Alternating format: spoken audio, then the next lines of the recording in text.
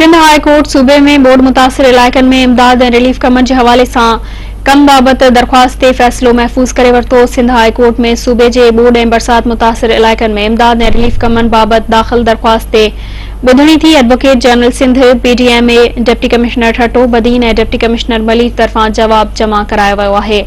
दरख़्वास्त गुज़ार एडवोकेट शाहिद हुसैन सुमरो अदालत के ॿुधायो त सिंध हुकूमत जे कमनि में रुकावट नथा विझण चाहियूं था त हुकूमती कम सही रुख़ में थिए। मुतासिरनि खे मुख़्तलिफ़ हंधनि सरकारी स्कूलनि ऐं कॉलेजनि बदिरां टेंट सिटी में तरसायो वञे त जीअं ॿियनि ॿारनि जी तालीम मुतासिर न थी सघे। एडवोकेट शाहिद हुसैन सुमरो वधीक चयो त सिंध हुकूमत जी पंहिंजी रिपोर्ट आहे त 1 करोड़ माण्हू मुतासिर थिया आहिनि। DC मलीर चई रहियो आहे त कराची में 5000 बोर्ड मुतासिर आया आहिनि।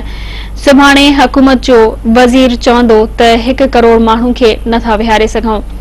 अदालत दरख़्वास्त गुज़ार सां मुख़ातिब थींदे चयो त तव्हांखे ख़बर आहे त इमदाद कंहिं वटि वञी रही आहे, जंहिं ते दरख़्वास्त गुज़ार एडवोकेट शाहिद सुमरो चयो त हीअ इमदाद वफ़ाक़ी हुकूमत जे खाते NDMA वटि वञी रही आहे। दरख़्वास्त में NDMA खे बि धुर बणायो वियो आहे।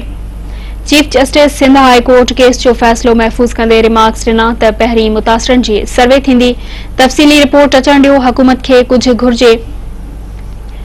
शाहिद सुमरो साहब, तव्हां सोसाइटी लाइ सुठो कम करे रहिया आहियो। असां तव्हांखे क़दर जी निगाह सां ॾिसूं था। केस जो फ़ैसिलो अॼु ई ॿुधायो वेंदो।